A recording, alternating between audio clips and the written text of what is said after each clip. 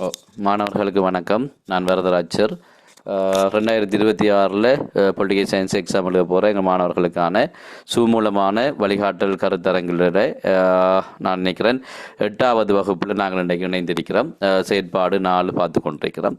அப்போ அந்த வகையில் நாங்கள் கடந்த வகுப்பில் இலங்கையினுடைய காலனித்துவ நிலை மாற்றம், காலனித்துவ அரசினால் ஏற்படுத்தப்பட்ட மாற்றங்கள், அப்படிப்பட்ட விடயங்களோடு சேர்த்து கோல்புர கேமரன் அரசியல் சீர்திருத்தம், குருமக்களம் அரசியல் சீர்திருத்தம், தற்காலிக மன்னிங் அரசியல் சீர்திருத்தம், மன்னிங் டிஃபென்சியர் அரசியல் சீர்திருத்தம், அது மாதிரி டொனமூர் அரசியல் சீர்திருத்தமும் அதனுடைய மிக பிரதானமான விடயங்கள்னு சொல்லி ஒரு சில விடயங்களையும் நாங்கள் அதோட தொடர்பட்ட விடயங்களையும் என்ன செஞ்சோமே எம்சிக்குள்ளே பார்க்கக்கூடியதாக இருந்தது. ரைட்.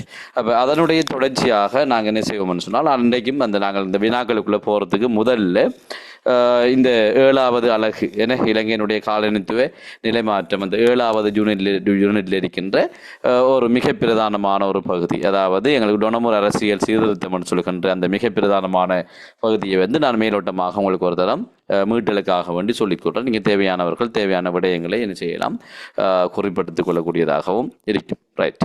அப்போ டொனமூர் அரசியல் சீர்திருத்தம் என்று சொல்கின்ற போது இலங்கையினுடைய அரசியல் திட்ட வரலாற்றில், இப்போ அரசியல் திட்ட வரலாறு என்ற பிள்ளைகள் நாங்கள் எங்கேருந்து யோசிக்கிறோம், இப்போ எங்கே இருக்கிறோம், நாங்கள் 2ஆம் குடியரசு ஜாப்பில் இருக்கிறோம். ஆமாம் இல்லையா? இப்போ 2026ஆம் ஆண்டு இருந்து பார்க்குற நேரம் எங்களுக்கு சோல்வரி ஜாப்பும் தெரியும், 1ஆம் குடியரசு ஜாப்பும் தெரியும், இப்போ இருக்கிற 2ஆம் குடியரசு ஜாப்பும் தெரியும். ஓமே இல்லையா? ஆனால் டொனமூர் சீர்திருத்தம் வந்த காலப்பகுதியில், அதாவது டொனமூர் சீர்திருத்தம் 1931 அறிமுகம் செய்யப்பட்ட காலப்பகுதியில் எங்களுக்கு சோல்வெரி ஜாப்பையோ அல்லது 1ஆம் குடியரசு ஜாப்பையோ அல்லது அதுக்கு பின்னர் இருக்கின்ற ஜாப்பையோ எங்களுக்கு அறிந்து கொள்வதற்கான எந்த விதமான வாய்ப்பும் இருக்கவில்லை. அதாவது எங்களுக்கு அதற்கு முற்பட்ட கடந்த காலங்களில் இருந்த ஜாப்புகளை பற்றி அறிவு தான் இருந்தது. அதாவது கோல்புர கேமரனில் தொடங்கி மெனிங் டிஃபென்சியர் வரைக்குமான அரசியல் சீர்திருத்தங்கள் பற்றிய விடயங்கள் தான் இருந்தது. அப்போ கோல்புருக்கு அரசியல் சீர்திருத்தத்துடன் ஒப்பிடுகின்ற போது அல்லது அதனை அடியொற்றி உருவாக்கப்பட்ட குருமக்களமோ தற்காலிக மனிங் டிஃபென்சியர் அரசியல் சீர்திருத்தங்களோ அவற்றுடன் ஒப்பீடு செய்கின்ற போது டொனமூர் அரசியல் சீர்திருத்தம் கொண்டிருந்த சிபாரிசுகள், அதனுடைய பண்புகள் எல்லாமே இலங்கையர்களுக்கும் இலங்கையினுடைய ஜனநாயக அரசியல் வளர்ச்சிக்கும், இப்போ மக்கள் அரசியலுக்கு பழக்கப்படுவதற்கும் அல்லது மக்களுக்கு அரசியல்வாதிகள் பொறுப்பு கூறுகின்ற ஒரு பண்பினை பெற்றுக்கொள்வதற்கும் ஒரு அடிப்படையான இடமாக விளங்கியதால் நாங்கள் அந்த சீர்திருத்தத்தை இலங்கையினுடைய அரசியல் திட்ட வரலாற்றில் புகழ்ந்து தருகின்றோம். எப்படி ஒரு திருப்பு முனையாக, ஒரு எல்லைக்கல்லாக எல்லாம் நாங்கள் புகழ்கின்றோம். அதற்கான காரணம் அவைதான்.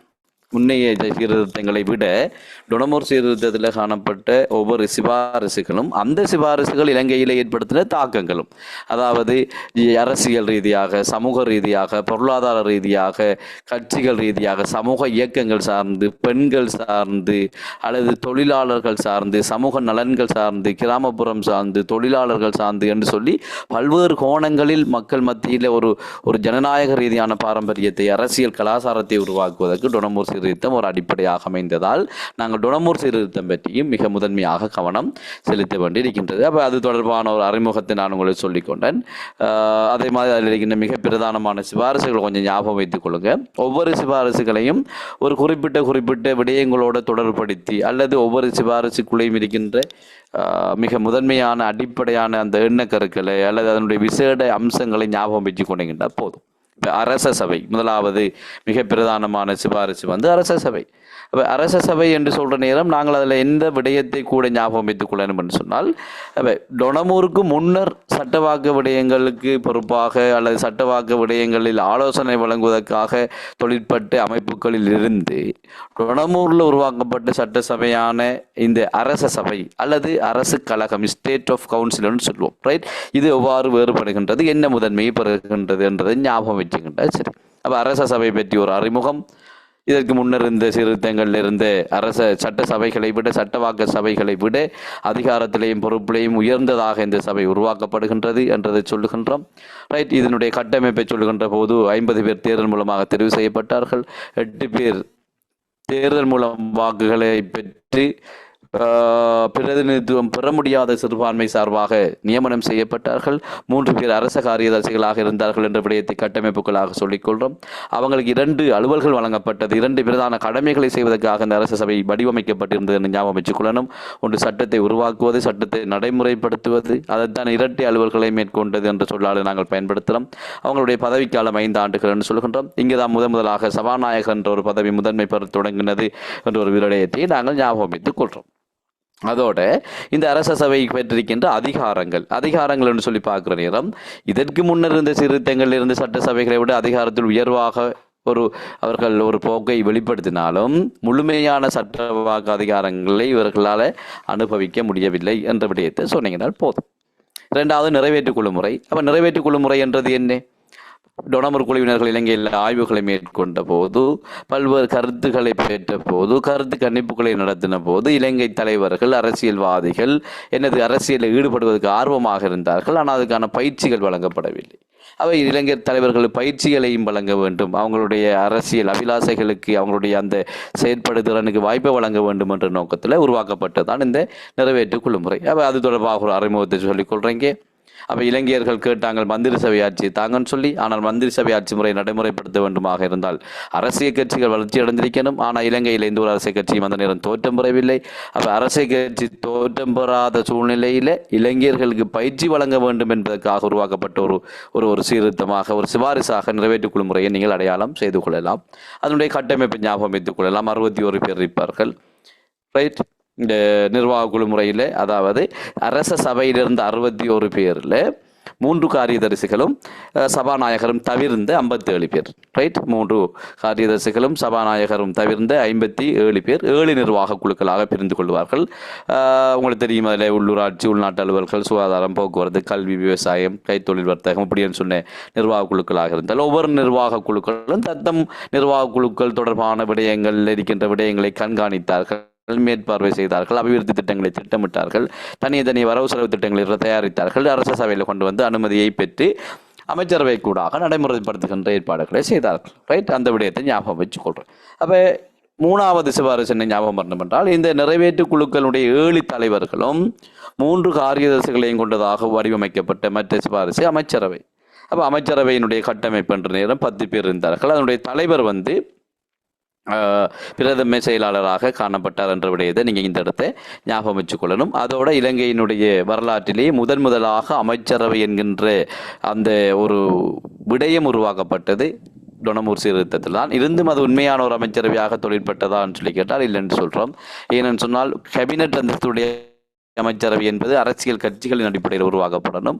அதே மாதிரி பிரதமரை தலைவராக கொண்டிருக்கணும். கொள்கைகளின் அடிப்படையில் அவர்கள் தொழிற்படணும். ஆனால் டொனமூரினுடைய அமைச்சரவை அப்படிப்பட்ட ஒரு தன்மையை பின்பற்றவில்லை என்பதால் உண்மையான அமைச்சரவை என்ற அந்த வரையறைக்குள் நாங்கள் அதனை கொண்டு வருவதில்லை. இருந்தாலும் எங்களுடைய இலங்கையினுடைய அரசியல் திட்ட வரலாற்றில் முதலாக அமைச்சரவை உருவாக்கப்பட்டது டொனமூர் சீர்திருத்தத்தில் என்றதை நாங்கள் ஞாபகம் வச்சுக் கொள்வோம். அதில் நிறைகளும் இருக்கும், குறைகளும் இருக்கும். அதே மாதிரி மிக பிரதானமான இன்னொரு சிபாரிசு, அதாவது அரச சபையில் 61 பேர், நிறைவேற்று குழு முறையில் 57 பேர், அமைச்சரவையில் 10 பேர். அப்புறம் குறிப்பிட்ட சிலருடன் இருந்த சிபாரிசுகளை விடுத்து 21 பேருக்கு மேற்பட்ட ஆண் பெண் அனைவருமே வாக்குரிமையை அனுபவிக்க ஒரு வாய்ப்பை வழங்கின ஒரு சிபாரிசு சர்வஜன வாக்குரிமை. அப்போ சர்வஜன வாக்குரிமை தொடர்பாக மிக பிரதான கவனத்தை நாங்கள் செலுத்தணும். பிரித்தானியாவினுடைய காலனித்துவத்துக்குள்ளே நாங்கள் இருக்கிற காலப்பகுதியில் பிரித்தானியாவில் சர்வஜன வாக்குரிமை வழங்கினது 1928ஆம் ஆண்டு. இது ஒரு தரம் குறைவினாவுக்கு கேட்டிருந்தாங்க. அப்போ அந்த 28ஆம் ஆண்டு அங்கே வழங்கப்பட்டு 3 வருடங்களில், அதாவது 1931 இலங்கைக்கு சர்வஜன வாக்குரிமையை வழங்கியிருந்தது. இலங்கை ஒரு ஜனநாயகத்தில் வளர்ச்சி அடைவதற்கான ஒரு அடிப்படையினை வழங்கினதாகவும் நாங்கள் பார்க்கிறோம். அப்போ சர்வஜன வாக்குரிமை மூலமாக இலங்கையில் ஏற்படுத்தப்பட்ட அரசியல் விளைவுகள், பொருளாதார விளைவுகள், சமூக விளைவுகள் போன்ற விடயங்களை நாங்கள் கவனம் செலுத்துகிறோம். அதே மாதிரி இன்னொரு சிபாரிசு உங்களுக்கு தெரியும், பிரதேசவாரி பிரதிநிதித்துவம் என்றது. கோல்புர கேமரனில் இனவாரி முறைமை இருந்தது. பிரதேசவாரி பிரதிநிதித்துவ முறை அறிமுகம் செய்யப்பட்டது முதலாக 1921 1921ஆம் ஆண்டு தற்காலிக மணிங் சீர்திருத்தத்தில் தான் அவர்கள் பகுதி அளவில் அறிமுகம் செய்யப்பட்டார்கள்.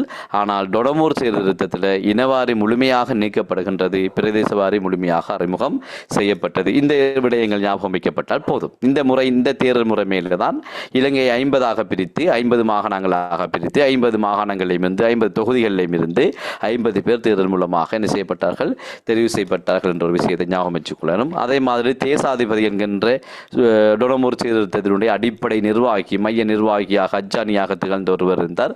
அவர் சகல விதமான அதிகாரங்களையும் பெற்ற மகாராணியினுடைய அல்லது அரசினுடைய பிரதிநிதியாக, பிரித்தானிய அரசினுடைய பிரதிநிதியாக இலங்கையில் தொழிற்பட்டார் என்ற ஒரு விடயத்தை நாங்கள் ஞாபகம் வைத்துக் கொள்ளணும். எப்படித்தான் இலங்கையில ஜனநாயக பண்பை வளர்த்து வந்தாலும் தேசாதிபதி அதிகாரத்தோடு இருந்தார் என்பதற்கான அந்த ஆதாரங்களை நாங்கள் தேசாதிபதியை சொல்ற மூலமாக தெளிவுபடுத்தணும்.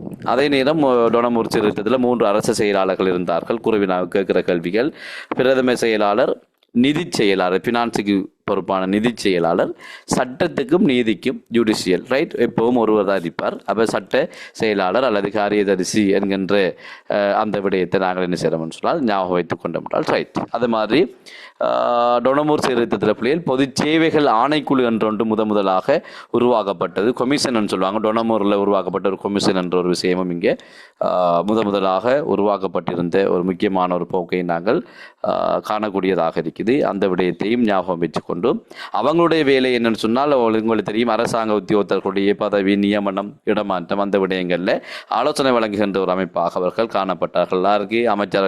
அமைச்சர்களுக்கு ஆலோசனை வழங்குகின்ற அமைப்பாக காணப்பட்டாங்க. அவங்களுடைய பதவிக்காலம் 5 வருடங்களாக இருந்ததுன்னு சொல்லியும் அந்த பொதுச்சேவைகள் ஆணைக்குழுவில் 3 உறுப்பினர்கள் காணப்பட்டாங்கன்னு சொல்லியும் அதனுடைய தலைவராகவும் பிரதம செயலாளர் காணப்பட்டாங்க என்ற விடயங்களோட இலங்கையில டொடமூர் சீர்திருத்தம் உட்பட ரைட் கோல்புருக்குள்ள இருந்து டொடமூர் வரைக்குமான அந்த காலனித்துவ காலப்பகுதியில் ஏற்பட்ட விளைவுகளை 2 வகையில், அந்த விளைவுகளுடைய தாக்கங்களை 2 வகையில் பார்ப்போம். ஒன்று எதிர்பார்க்கப்பட்ட விளைவுகள், எதிர்பார்க்கப்படாத விளைவுகள் சொல்லி. அந்த எதிர்பார்க்கப்பட்ட விளைவுகளாக இருந்தாலும் எதிர்பார்க்கப்படாத விளைவுகளாக இருந்தாலும் அவை ஒன்று சாதகமாக இருக்கும் அல்லது பாதகமாக இருக்கும் என்ற விடயத்தை ஞாபகம் வச்சுக்கொள்ளுங்க. அந்த விளைவுகள் தான் 2 தளங்களில் இடம்பெற்றதாக சொல்கின்றார்கள். ஒன்று அந்த காலனித்துவ முதலாளித்துவத்தின் ஆரம்பம் மற்றும் காலனித்துவ சமூக நிலை மாற்றம் ரைட். இந்த விளைவுகள் எல்லாம் அரசியல் ரீதியாகவும் ஏற்பட்டது, சமூக ரீதியாகவும் ஏற்பட்டது, பொருளாதார ரீதியாகவும் ஏற்பட்டு கலாச்சார ரீதியாகவும் ஏற்பட்ட விளைவுகளாக காணப்படுகின்றது. இவ்வாறு நாங்கள் இந்த காலனித்துவ காலத்தில் காணப்படுகின்ற சிபாரிசுகளையும் குறிப்பாக டொடமூர் சீர்திருத்தத்தில் நாங்கள் கூடிய கவனத்தை செலுத்தி பார்க்கின்ற போது MCQ குறைவினாக்களில் புள்ளிகளை அதிகமாக பெறக்கூடியதாகவும் இருக்கும். இவ்வளவும் இந்த விடயங்களை இன்றைக்கு நாங்கள் என்ன சொல்கிறோம், ஒரு மீட்டலாக எடுத்துக்கொண்டு நாங்கள் வினாக்களுக்குள்ளே போவோம். ரைட். விளங்கித்தான் நான் சொன்னது ஓரளவு வேகமாக சொல்லி தன்னு யோசிக்காதீங்க. நீங்கள் படித்த விடயங்களை நான் உங்களுக்கு திரும்ப மீட்டி சொல்லியிருக்கேன். ரைட். இதில் எதுவும் டவுட்ஸ் இருக்குதா பிள்ளைகள்? ஏதாவது நான் இப்போ சொன்ன விடயங்களில் யாராவது டவுட்ஸ்கள் இருக்குதா? ஏதாவது சந்தேகங்கள், குழப்பங்கள் இருக்குதா? இருந்தால் கேட்டது நாங்கள் போவோம். சிவஜெயன் சொல்லுங்கள். ஓகே, சரி, ரைட். அப்போ நாங்கள் நேற்று பார்த்தோம், வினா இலக்கம் 4 பார்த்திருப்போம், வினா இலக்கம் 6 பார்த்திருப்போம், வினா இலக்கம் 9 பார்த்திருப்போம், 23, 24 அவ்வளவும் பார்த்துட்டோம். என்ன அதே மாதிரி முதலாவது பார்த்திருப்போம், 3வது பார்த்திருப்போம், வினா இலக்கம் 10, 14 இவ்வளவு வினாக்களையும் பார்த்திருப்போம். முடிஞ்சுதானே? சோல்வரி பார்த்தோமா பிள்ளைகள்? நாங்கள் சோல்வரி பார்த்துட்டோமா? ஓகே. அப்போ நாங்கள் ரைட். அப்போ சோல்வரியை நாங்கள் பார்ப்போம். சோல்வரின்னு சொல்லுங்க. வினா இலக்கம் 11 என்ன நீங்கள் எல்லாரும் செஞ்சிருப்பீங்க. நான் உங்களுக்கு காலம் தந்தேன், ஒரு நாள் தந்தேன், கொஞ்சம் செய்து பாருங்கள். நீங்கள் செய்து பார்த்தீங்கன்னு சொன்னால் வேகமாக போயிட்டு நாங்கள் உங்களுக்கு இருக்கிற சந்தேகங்களை, குழப்பங்களை என்ன செய்யலாம், நாங்கள் இருக்கிற அந்த நேரங்களுக்குள்ளே தெளிவுபடுத்தக்கூடியதாகவும் இருக்கும். குருவினாக்கள் செய்கிற நேரம் நான் உங்களுக்கு மேலதிகமான தகவலை சொல்லித்தருவேன். அப்போ நாங்கள் MCQ மெத்தட் பிடிச்சி தந்தானே, நாங்கள் இப்படித்தான் வருகின்றது ஒவ்வொரு சீர்திருத்தங்களையும் ஜாப்புக்களையும் மட்டும். அப்போ அதுக்குள்ளே வார விடயங்களை கொஞ்சம் சொற்பிரயோகங்களில் கவனம் செலுத்தினால் நீங்கள் 30க்கு 30 எடுத்துட்டு போயிட்டு வைங்க. ரைட். இப்போ சொல்லுங்க பாப்போம், வினா இலக்கம் 11க்கு என்ன விடையன்னு சொல்லி. சோல்வரி ஆணைக்குழு என்ன விடையன்னு சொன்னீங்கன்னா போதும். சோல்வரி ஆணைக்குழு எத்தனையாவது விடையன்னு சொன்னீங்கன்னா சரி. சோல்வரி ஆணைக்குழு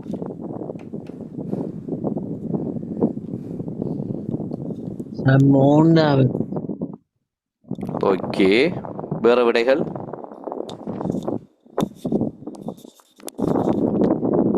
நாள் தந்த நான் பேப்பரை செஞ்சு பாருங்க என்று சொல்லியும் தெரியாத விடயங்களை நோட் பண்ணிக்கொள்ளுங்கன்னு சொல்லி தான் தந்த நான் டவுட்ஸ் எல்லாம் கிளியர் பண்ண தானே டீச்சர்ஸ் காசு கொடுத்து படிக்கிறீங்க. அப்போ இதுக்குள்ளே கேட்டு கிளியர் ஆக்கி கொள்ளுங்க. சிவஜெயன் சொல்றாரு மூணாவது விடை என்று சொன்ன பிள்ளைகள் சி கூட்டு வராதுன்னு சொல்லுகின்றார். அதான விடை நிதுர்சன்? ஓகே, நான்காவது விடைன்னு சொல்றீங்க. ஒரு ஆள் சொல்லுகின்றார் சி வராதுன்னு சொல்லி, நுஸ்லா சொல்றாங்க பி கூட்டு வராதுன்னு சொல்லி. மிதுர்சன் என்ன சொல்றீங்க?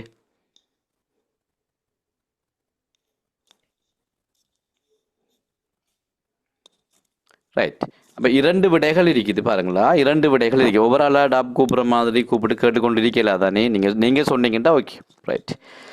இப்போ பாருங்க சோல்வரி ஆணைக்குழு ரைட் பாருங்களா, மக்கள் பிரதிநிதிகள் சபையினால் நிறைவேற்றப்படும் சட்டங்கள் மீது தடுப்பாணை அதிகாரத்தினை பிரயோகிக்கக்கூடிய 2ஆம் மன்றம் ஒன்றினை தாவிக்க பரிந்துரை செய்தது. சோல்வரி அரசியலமைப்பு ஞாபகம் பார நேரம் நான் சோல்வரி ஜாபை சொல்றேன் சொல்லுவேன். ஏன் சொல்லல் என்றால் எங்களுக்கு அதை கொஞ்சம் பார்க்கணும். நாங்கள் அந்த விஷயத்தை தெளிவடைஞ்சதுக்கு பிறகு நான் சொல்லித்தரணும் உங்களுக்கு. ரைட், நீங்கள் படித்து வச்சிருப்பீங்கன்னே உங்களோட அறிவை செக் பண்ணுறதுக்கு வேண்டி தான் நான் படித்ததை தான் உங்களுக்கு திரும்பி ரிப்பீட் பண்ணேன் நான் காலை இப்போ. ரைட், இப்போ உங்களுக்கு தெரியும் சோல்வரியில் 2 சபை கொண்ட பாராளுமன்றம் உருவாக்கப்பட்டது. ஒரு சபை சனப்பிரதிநிதிகள் சபை அல்லது மக்கள் பிரதிநிதிகள் சபை, 2ஆம் சபை செனட் சபை. 2 சபைகளையும் ஒப்பிடுகின்ற போது கௌரவத்திலையும் அதிகாரத்திலையும் உயர்வான சபை 1ஆம் சபை அல்லது மக்கள் பிரதிநிதிகள் சபை. இந்த கூற்று என்ன சொல்லுது பிள்ளைகள்? 2ஆம் சபையான வீட்டு அதிகாரம் கொண்ட ஒரு சபையை உருவாக்க வேண்டும் என்று சொல்லி சோல்வரி ஆணைக்குழு பரிந்துரை செய்ததாக சொல்லுகின்றார்கள். எனவே ஏ என்ற கூற்று பிழையான கூற்று. அப்படி என்றால் சோல்வரி யாப்புல ஒரு அதிகாரம் கொண்ட வீட்டோ பவர் கொண்ட ஒரு 2ஆம் சபையை யாருமே பிரேரணை செய்யவில்லை. அது பரிந்துரை அப்படி செய்யப்படவே இல்லை. எனவே ஏ என்ற கூற்று மட்டும்தான் பிழை. எனவே விட 5வது நோட் பண்ணிக்கொள்ளுங்க. ஏதாவது சந்தேகங்கள் இருக்குதா?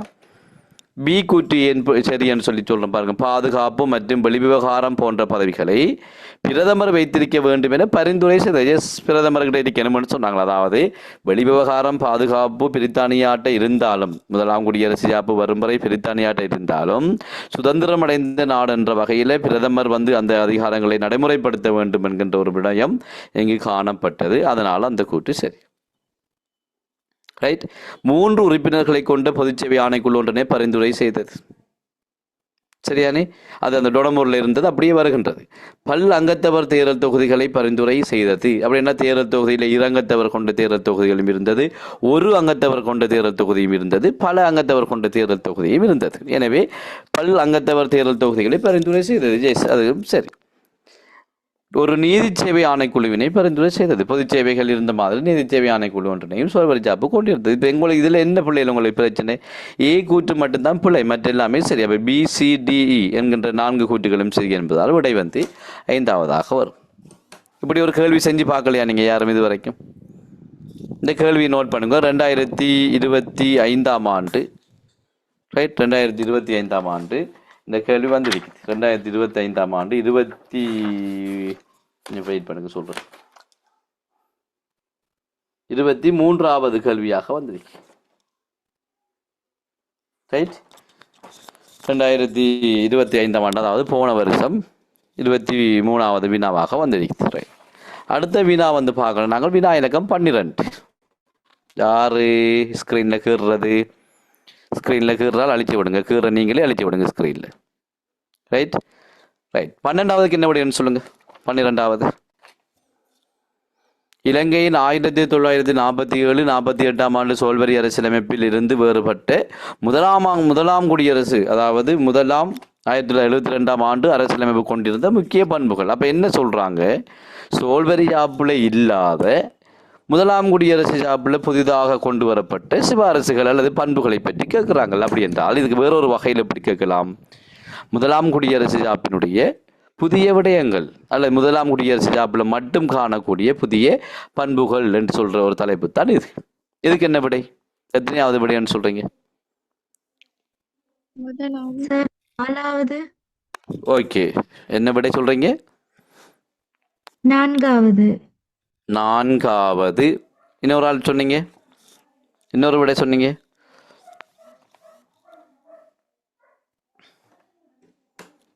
சார் அஞ்சாவது சார். ஐந்தாவது ஐந்தாவது, நான்காவது, முதலாவது 3 விடைகள் வந்திருக்குது. எனவே எங்களுக்குள்ள இதுக்குள்ள தெளிவில்லை. ரைட், நான் சொல்லித்தர்றேன். பாருங்க, ஏ என்ன சொல்லுதுன்னு சொன்னால் அரச கொள்கை தத்துவங்கள் உள்வாங்கப்பட்டமை. எனவே ஏ கூற்ற வந்து பாருங்க, சோல்வரி ஜாபுல அரச கொள்கை தத்துவங்கள் இருந்ததா? இருக்கல. எங்க முதலாக வருது? முதலாம் குடியரசு. எனவே அது புதிய விடயம். ஏ சரி. தேசிய அரசு பேரவையின் மீ உயர் தன்மையினை உறுதி செய்தது. சோல்வரி ஜாப்பில் இருந்து பாராளுமன்றம் மீ உயர் தன்மை கொண்டதாக இருந்ததா? இல்லை. ஆனால் தேசிய அரசு பேரவை மீ உயர் தன்மை கொண்டதாக இருந்தது. எனவே அந்த கூற்று சரி. சோல்வரியில் இல்லாத பண்பு தானே அது. சிய வந்து பாருங்க, அரசியலமைப்பு நீதிமன்றம் ஒன்று தாவிக்கப்பட்டமே. அரசியலமைப்பு நீதிமன்றம் ஒன்று தாவிக்கப்பட்டமே. தாவிக்கப்பட்டதான்னு கேட்டால் ஓம், நிச்சயமாக அரசியலமைப்பு நீதிமன்றம் ஒன்று செய்கின்றது, தாவிக்கப்படுகின்றது. எனவே அந்த கூற்றும் சரி. அடிப்படை உரிமைகள் மற்றும் சுதந்திரங்களை உள்வாங்கியமை. சோல்வரி ஜாப்பில் அடிப்படை உரிமை பற்றி பேசினாங்களா பிள்ளைகள்? பேசல. அப்ப முதலாம் குடியரசு ஜாப்பில் தான் பேசுறாங்க. எனவே அதுவும் சரி. புதிய தேர்தல் முறை ஒன்றினை அறிமுகம் செய்தமை வருமா? இல்லையே. சோல்வரி ஜாப்பிலையும் தொகுதி வாரி முறை எளிய பெரும்பான்மை முறை தான். முதலாம் குடியரசுலையும் எளிய பெரும்பான்மை முறை தான். அப்போ புதிய தேர்தல் முறை ஒன்று எங்கு அறிமுகம் செய்யப்படுகின்றது? நேற்று சொன்னீங்களே பிள்ளை, நீங்கள் 1978 இரண்டாம் குடியரசு ஜாப்பில் தான் முதலாக விகிதாசார பிரதிநிதித்துவ முறை அறிமுகம் செய்யப்படுகின்றது. அது வரைக்கும் எளிய பெரும்பான்மை முறையினுடைய வடிவங்கள் தான் இருக்கின்றது. அப்போ ஈ என்ற கூற்று மட்டும்தான் பிழை. விளங்குதான் நிஸ்லா? இ என்ற கூற்று மட்டும்தான் பிழை. அப்ப இ என்ற கூற்று பிழை என்று சொன்னால் ஏபிசிடி அப்படின்னா என்ன விட வரப்போகுது? முதலாவது விடதான் வரும். முதலாவது விடதான் வரப்போகுது. ரைட். 12வது கேள்விக்கு நோட் பண்ணிக்கொள்ளுங்க. முதலாவது விடை அவரது 2025ஆம் ஆண்டு 24வது வினா என்றதையும் நோட் பண்ணிக்கொள்ளுங்க. போன வச்சுக்கு இந்த கேள்வியை போட்டிருந்தாங்க. ரைட், விளங்குதானே? ரைட். அடுத்த கேள்வி வந்து பாருங்க, சோல்வரி ஜாப்பினுடைய 13வது கேள்வி. இதுக்கு சொல்லுங்க பாப்பா, என்ன விடைன்னு சொல்லி பார்ப்போம். 13வது கேள்வி.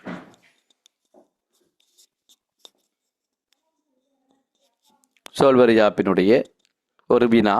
வினா இலக்கம் 13. இலங்கையில் 1947 தொடக்கம் 1972 வரையான காலப்பகுதியில், அப்படி என்ற என்ன கேட்கிறாங்க? 72 வரையான காலப்பகுதியில் என்று தான் கேட்கிறாங்க. அப்ப என்னத்தை குறிப்பிடுது இந்த விஷயம்?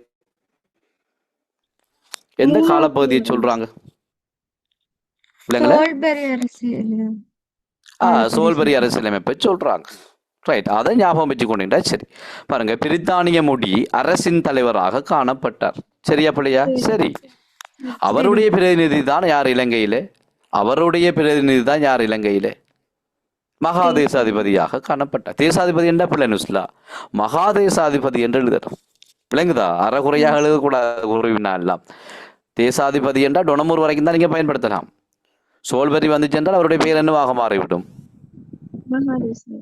மகாதேசாதிபதியாக மாறிவிடும். அப்படியெல்லாம் நீங்க செய்யலாது. ரைட். அரசியல் முறைமை வெஸ்ட்மின்ஸ்டர் அமைச்சரவை மாதிரியை அடிப்படையாக கொண்டு செயற்பட. அப்படித்தான் இருந்தது. என்ன அரசியல் முறைமை? கேபினட் முறையில் இருந்தது. அதாவது அமைச்சரவைக்கு முன்னர் தலைவராக பிரதமர் இருந்தால் கூட்டு பொறுப்பு இருந்தது. ஒரு தேர்தலில் 2 துறைகள் தெரிவு செய்யப்பட்டது. நிச்சயமாக அது சரி. இரு பிரதான அரசியல் கட்சிகளாக ஐக்கிய தேசிய கட்சி மற்றும் ஸ்ரீலங்கா சுதந்திர கட்சி என்பன காணப்பட்டன. சரியா பிள்ளையா? இரு பிரதான அரசியல் கட்சிகளாக என் பிள்ளை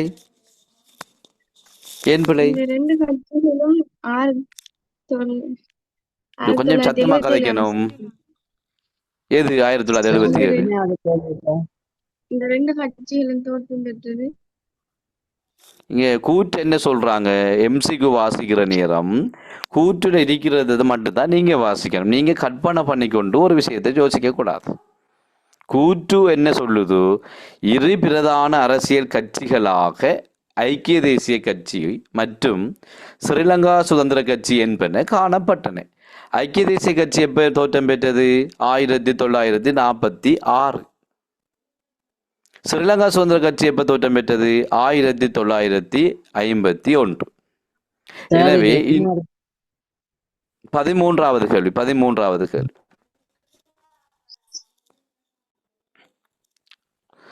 ரைட். அப்ப 2 கட்சிகளும் தோற்றம் பெற்ற என்ற சொல்ல எங்க இருக்குது? நுஸ்லா சொல்லுங்க. தோற்றம் என்ற சொல்ல இங்க இருக்குதா? தோற்றம் பெற்றேன் என்று சொல்லியிருக்குதா இந்த கூற்றில்? இல்ல சார். அப்போ நீங்கள் எப்படி நீங்கள் தோற்றம் என்று சொல்லுவீங்க? நீங்கள் நான் நேற்று சொன்னேன் என்ன, தோற்றம், வளர்ச்சி, அபிவிருத்தி, விருத்தி, இதுக்குள்ளெல்லாம் வேறுபாடுகள் இருக்குது. வழியாக வாசிச்சு கொள்ளுங்க. இது சரி. இந்த கூற்று இந்த ரெண்டு கட்சிகளும் இந்த காலத்தில் முதன்மை பெற்றிருக்கிறார்கள். இரு கட்சிகளாக, இரு பிரதான கட்சிகளாக காணப்பட்டிருக்காங்க என்பன காணப்பட்டன. காணப்பட்டன. 1948ஆம் ஆண்டு தேர்தலில் ஐக்கிய தேசிய கட்சி வெற்றி பெறுகின்றது. நோட் பண்ணிக்கொள்ளுங்க. 1952ஆம் ஆண்டு தேர்தலில் ஐக்கிய தேசிய கட்சி வெற்றி பெறுகின்றது. 1956ஆம் ஆண்டு தேர்தலில் முதலாக ஸ்ரீலங்கா சுதந்திர கட்சி வெற்றி பெறுகின்றது. 1960ஆம் ஆண்டு தேர்தலில் ஸ்ரீலங்கா சுதந்திர கட்சி வெற்றி பெறுகின்றது. அப்போ அதை பற்றி பாருங்க. அங்கே திரும்பி 65ஆம் ஆண்டு தேர்தலில் யூஎன்பி வெற்றி பெறுகின்றது. 60ஆம் ஆண்டு 2 தேர்தல் நடக்கின்றது. 70ஆம் ஆண்டு தேர்தலில் மீண்டும் ஸ்ரீலங்கா சுதந்திர கட்சி வெற்றி பெறுகின்றது. அப்போ இந்த ரெண்டு கட்சிகளை தவிர வேறு எந்த கட்சி ஆட்சி அமைத்ததா? வேற எந்த கட்சியில் ஆட்சி அமைத்ததா? இல்லை. அப்போ இரண்டு கட்சிகளும் இங்கே முதன்மை பெற்றிருந்தது. சரி, அந்த கூட்டு சி என்ற கூட்டு சரி. டி கூட்டு வந்து பாருங்க. அரசியலமைப்பில் அடிப்படை உரிமை அத்தியாயம் 1 வாசிங்க. மேத்ரா வாசிங்க அந்த கூட்டு. அரசியல் அமைப்பில் அடிப்படை உரிமை அத்தியாயம் 1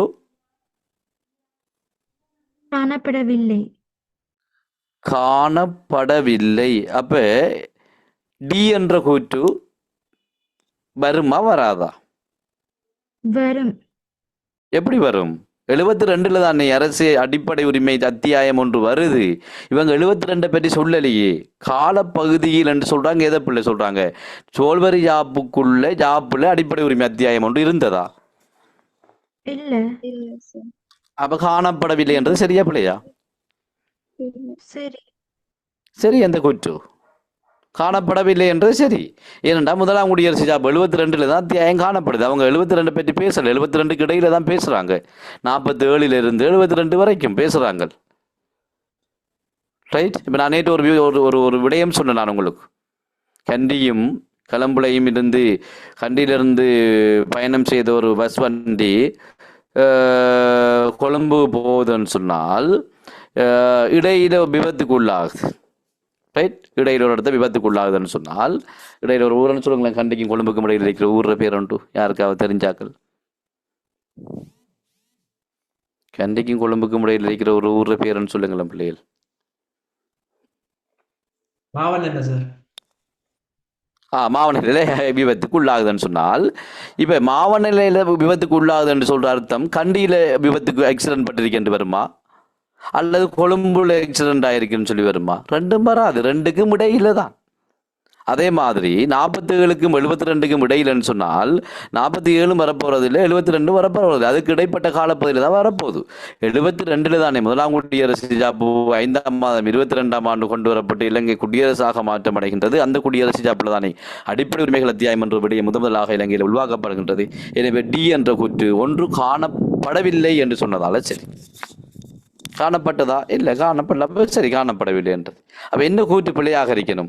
அரசியல் அமைப்பில் திருத்தங்கள் மேற்கொள்ளப்படவில்லை என்ற ஒரு கூற்றம் சொல்லியிருக்காங்க. இது சரியா பிழையான்னு சொல்லுங்க. அரசியல் அமைப்பில் திருத்தங்கள் மேற்கொள்ளப்படவில்லை.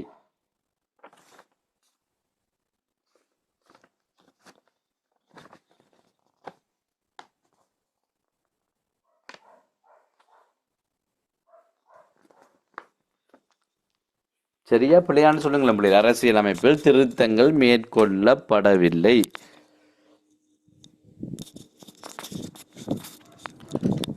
சோல்வரி அரசியல் அமைப்பில் திருத்தங்கள் மேற்கொள்ளப்படவில்லை என்ற அர்த்தம் சொல்றாங்க.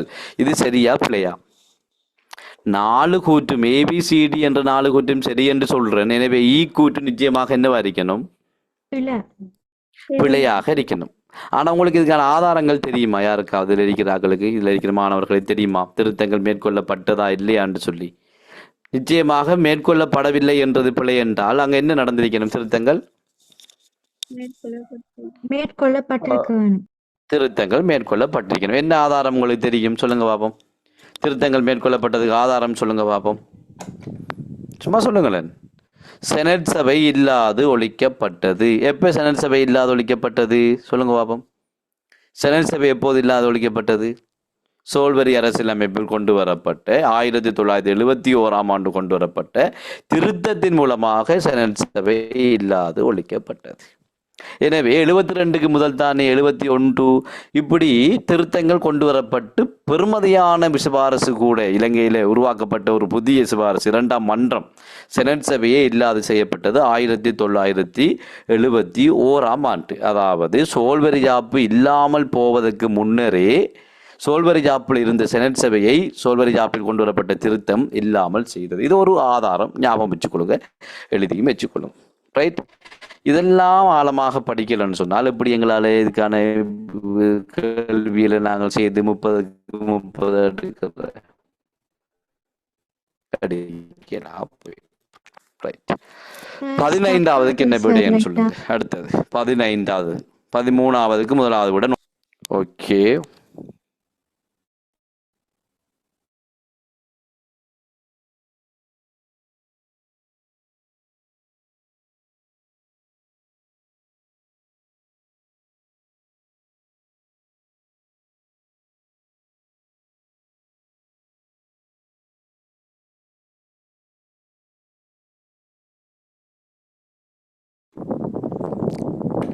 இப்பவும் விலங்கு இல்லையா? நான் கதைக்கிற விலங்கு இல்லையா உங்களுக்கு இப்பவும்?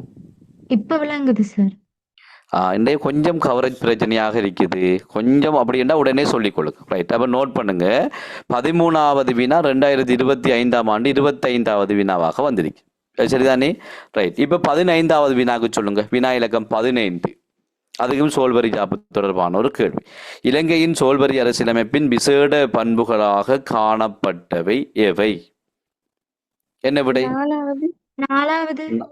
4வது. வேற விடை இருக்குதா யாராவது? 4வது விடை என்று சொன்னால் பி என்ற கூற்று பிள்ளையாக வரணும். அப்படித்தானே சொல்றீங்க? ஓகே, பாப்போமா சரியா பிள்ளையான்னு சொல்லி பார்ப்போம். நாங்கள் விடையை சொல்லுங்க, சரியா பிள்ளையான்னு சொல்லி பார்த்துப்போம். ஈரங்க சட்டசபை ஒன்றினை அறிமுகப்படுத்தியமை. ஈரங்க என்ற என்ன? 2 அங்கங்கள், அதாவது 2 சபைகளை கொண்ட 2 மன்றங்களை கொண்ட சபை. எனவே ஏ கூற்று சரி. நீதித்துறையின் சுயாதீனத்தன்மையினை உறுதிப்படுத்தியமை. சரி. ஏன் உயர் நீதிமன்றத்துக்கு நீதி புனராய்வு அதிகாரம் வழங்குறாங்க, நீதி சேவை ஆணைக்குழுக்களுக்கு அதிகாரங்கள் வழங்கப்படுகின்றது, நடுநிலையாக இருக்கணும் என்றால் சொல்றார்கள். எனவே நீதித்துறையினுடைய சுயாதீனத்தன்மை இங்கே பேணப்பட்டிருக்கு. பி என்ற கூற்றும் சரி. பொது சேவையினை மந்திரி சபையின் கட்டுப்பாட்டுக்குள் கொண்டு வந்தமை. இந்த கூற்று சரியா?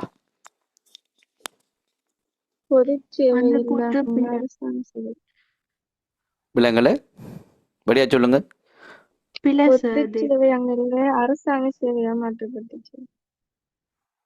இல்ல அப்படியெல்லாம் இல்லை, அப்படியெல்லாம் படிக்கல, அப்படியெல்லாம் பொலிட்டிக்கல் சயின்ஸ்ல இல்லை. நியூஸ்லா சொல்ற விடைகள் தான் எனக்கு இந்த என்னது புதினமாக இருக்குது, புதிராக இருக்குது. அதெல்லாம் நியூஸ்லாட்ட கேட்குறேன். ஏன்னா எல்லாம் ஒரு வித்தியாசமான பதிலை சொல்றீங்க, ஆனால் நீங்க படிச்சிருக்கீங்க வித்தியாசமா சொல்றீங்க. ஓகே. பொதுச்சேவையினை, அதாவது பொதுச்சேவை என்றது என்ன பிள்ளைகள்? அரசாங்க சேவை, அதாவது இந்த அரசாங்க உத்தியோகத்தர்களுடைய நியமனம், இடமாற்றம், ஒழுக்காற்று, பதவி உயர்வு, பதவி நீக்கம் போன்ற விடயங்களை மேற்கொள்கின்ற ஒரு சபை, ஒரு பணியினை மேற்கொள்கின்ற அமைப்பு பொதுச்சேவை. அப்ப இந்த பொதுச்சேவை யாருக்கு பொறுப்பாக்கப்பட்டிருந்தது? அமைச்சரவைக்கு பொறுப்பாக்கப்பட்டிருந்தது என்று சொல்றோமே தவிர மந்திரி சபையின் இந்த கட்டுப்பாட்டுக்குள்ள கொண்டு வந்தது என்று சொல்றதை நாங்கள் இங்கே ஏற்றுக்கொள்ள முடியாது. அவரது நோட் பண்ணி வச்சுக்கொள்ளுங்க. இந்த கூற்று முதலாம் குடியரசு ஜாப்புக்கு பொருந்தும். இந்த கூற்று எதுக்கு பொருந்தும்? முதலாம் குடியரசு ஜாப்புக்கு பொருந்தும். சொல்லுங்க. பொதுச்சேவை சோல்வரி ஆப்புல அரசியலிருந்து தூரமாக்கப்பட்டிருக்கவில்லையா? அப்ப பொதுச்சேவை அரசியலிலிருந்து தூரமாக்கப்பட்டிருந்தது. அதாவது அரசியல் தலையீடுகள் வருவதை தடுப்பதற்கு சோல்வரி ஜாப்பில் பல்வேறு ஏற்பாடுகளை செஞ்சிருந்தாங்க. அதனால தானே சுயாதீனத்தன்மை கொண்ட பொதுச்சேவை என்கின்ற ஒரு சொல்லை நாங்கள் இங்கே பயன்படுத்துகிறோம். அது இந்த கூட்டும் ஒன்றா? அதுக்கு எதிரான கூற்றல்லோ இது. பொதுச்சேவையினை மந்திரி சபை என்றது என்ன? நிறைவேற்றுத்துறை, அரசியல் நிறுவனம். ஒரு நாட்டினுடைய மந்திரி சபையில யார் இருப்பா? பிரதமரும் அமைச்சர்களும் இருக்க போறார்கள். இவங்க யாரு? அரசியல்வாதிகளுடைய கட்டுப்பாட்டுக்குள்ளேயே சோல்வரி ஜாப்புள்ள பொதுச்சேவைகள் இருந்தது இல்லையே, தூரப்படுத்தப்பட்டிருந்தாங்கன்றதானே சரி. நான் ஓம் விளங்குதா? சார், அது 72 தூரப்பட்டிருந்தாங்க, தானே? சரி, சுயாதீனமாக இருந்தாங்க. என்ன 72? ஓ, இந்த சி கூற்று எதுக்கு பொருத்தம்? 72ஆம் 72க்கு ஆண்டு. தான் பொருத்தம். ஓ, நம்ம இப்ப என்ன கேள்வி பார்க்கிறோம்? சோல்பரி. வினா இலக்கம் 15 சோல்பெரி ஜாப்பு. அப்ப சோல்பெரி ஜாப்புக்கு இது பொருந்துமா? பொருந்தாது. இந்த கூற்று அப்படியே அப்ளை பண்ணலாம். எங்க நாங்க முதலாம் குடியரசு ஜாப்புக்கு தான் பொருந்தும், சோல்பெரி ஜாப்புக்கு பிள்ளை. எனவே சி கூற்று பிள்ளை என்றா விட என்ன? சி கூற்று பிழை என்று சொன்னால் மூன்றாவது விட. மூணாவது விட ஒருவரும் சொல்லலையே நீங்க. எங்கதான் உங்களோட பிரச்சனை இருக்குது பாருங்க. டிஏ பாருங்க. இலங்கையின் டொமினியன் அந்தஸ்துக்கு நாங்க ஒரு அரசாங்க சபையினை உருவாக்கி, இலங்கையில் வெஸ்ட்மின்ஸ்டர் மாதிரி எங்கே தானே உருவாக்குறார்கள். உள்ளக சுயாட்சியை பெற்ற ஒரு அரசாங்க முறைமை, டொமினியன் அந்தஸ்துக்குரிய ஒரு அரசாங்கத்தை உருவாக்குறார்கள். சரிதானே பிள்ளைகள்? அது உள்ளக சுயாட்சியை பெற்றுக்கொண்ட ஒரு அரசாங்கம். வெஸ்ட்மின்ஸ்டர் மாதிரிக்கு ஒப்பான அரசாங்க முறை ஒன்று தாவித்தம். ரெண்டும் சரி. டி சரி என்றா ஈ சரி, ஈ சரி என்றா டி சரி. எனவே சி என்ற கூற்று மட்டும் பிழை, திட்ட தெளிவான பிழை சி. ரைட். அப்போ 15ஆவதுக்கு வந்து மூன்றாவது நோட் பண்ணிக்கொள்ளுங்க. 2022ஆம் ஆண்டு 22வது வினாவாக வந்திருக்குது. ஏன் பாஸ் பேப்பர் கேள்விகளை நாங்கள் அலசுறோம் என்று சொன்னால், மீண்டும் மீண்டும் மீண்டும் இந்த யாப்புகள் சம்பந்தப்பட்ட வினாக்களில் பாஸ் பேப்பர் கேள்விகள் தான், அந்த கூற்றுக்கள் தான் வருகின்றது. அதனால நாங்கள் அதை அலசி ஆராயத்தான் வேணும். ரைட். இப்போ 19ஆவதுக்கு என்ன விடையான்னு சொல்லுங்க. ஓ, சொல்லுங்க சார். இந்த கேள்வி எப்ப வந்தது? 2022ஆம் ஆண்டு 22வது கேள்வியாக வந்திருக்கு. ரைட். இப்போ 19வது கேள்விக்கு என்ன ஆன்சர்னு சொல்லுங்க பாபு. சோல்பரி அரசியலமைப்பின் வெஸ்ட்மின்ஸ்டர் பண்புகளாக அமைவன். சோல்பரி அரசியலமைப்பின் வெஸ்ட்மின்ஸ்டர் பண்புகளாக அமைவன. என்ன விடை? ஏ வந்து பாருங்க பிள்ளைகள், மகாதேசாதிபதி நாம நிர்வாகியாக காணப்பட்டமை. சரியா பிள்ளையான்னு சொல்லுங்க. சரி. சரி. அரசியல் நிறைவேற்றுத்துறை பாராளுமன்றத்தினால் தெரிவு செய்யப்பட்டமை. பாராளுமன்றத்துக்குள்ள இருந்து தானே நிறைவேற்றுத்துறை தெரிவு செய்யப்பட்டது. சட்டத்துறைக்குள் அடங்கின ஒன்று தானே நிறைவேற்றுத்துறை. வெஸ்ட்மின்ஸ்டர்ல ஒரு தேர்தல் மூலம் 2 துறைகள் தெரிவு செய்யப்படும். சரியா பிள்ளையா? சரி. சரி. சட்டத்துறை ஈரங்க சபையாக காணப்பட்டமை. அதுக்கும் சரி. பிரதமர் அமைச்சரவையின் தலைவராக காணப்பட்டார். அதுக்கும் சரி. மகாதேசாதிபதி பாராளுமன்றத்துக்கு பொறுப்பு கூற கடமைப்பட்டிருந்தார். மகாதேசாதிபதி பாராளுமன்றத்துக்கு பொறுப்பு சொல்லணுமா? இல்ல. ஏன்? ஏன் சொல்ல தேவையில்லை? ஏன் சொல்ல தேவையில்லை? மகாதேசாதிபதி ஏன் பொறுப்பு சொல்ல தேவையில்லை? அவர் பிரித்தானிய அரசுக்கு மட்டும்தான் பொறுப்பு சொல்லணும். அவர் யார் நியமித்த? பிரித்தானிய அரசு மகாராணி நியமித்தார். மகாராணி கேட்டால் மட்டும்தான் அவர் பொறுப்பு சொல்லணும். வேற இங்க இருக்கிற யாருக்குமே அவர் பாராளுமன்றத்துக்கு பொறுப்பு சொல்ல வேண்டிய தேவைப்பாடு அவருக்கு காணப்படவில்லை. எனவே விடை என்ன 19வது என்று பார்த்தால் முதலாவது விடையாக இருக்கும். ரைட். அந்த கேள்வியை நோட் பண்ணிக்கொள்ளுங்க. 2021ஆம் ஆண்டு 21வது கேள்வியாக வந்திருக்கு. 2021ஆம் ஆண்டு 21வது கேள்வியாக வந்திருக்கு. ரைட். அடுத்தது வந்து பாருங்க, இன்னொரு கேள்வி இருக்கு. சோல்பரி ஜாப்பினுடைய 25வது கேள்வி. வினா இலக்கம் 25.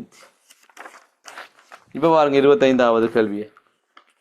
1947 48 சோல்பரி அரசியலமைப்புகளின் கீழ் என்று போட்டிருக்காங்க. அவ்வளவுதான் போட்டிருக்காங்க. என்ன விடை அதுக்கு?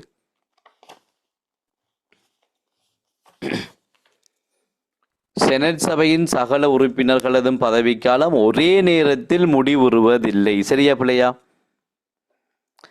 செனட் சபையின் சரி எப்படின்னா என்ன? 2 வருடங்களுக்கு ஒரு முறை 3ல் ஒரு பகுதியினர் வெளியே போக 3ல் ஒரு பகுதியினர் உள்ளே வருவாங்க. அப்ப சில உறுப்பினர்களுடைய பதவிக்காலம் 2 வருடங்களாக இருக்கும். சில உறுப்பினர்களுடைய பதவிக்காலம் 4 ஆண்டுகளாக இருக்கும்.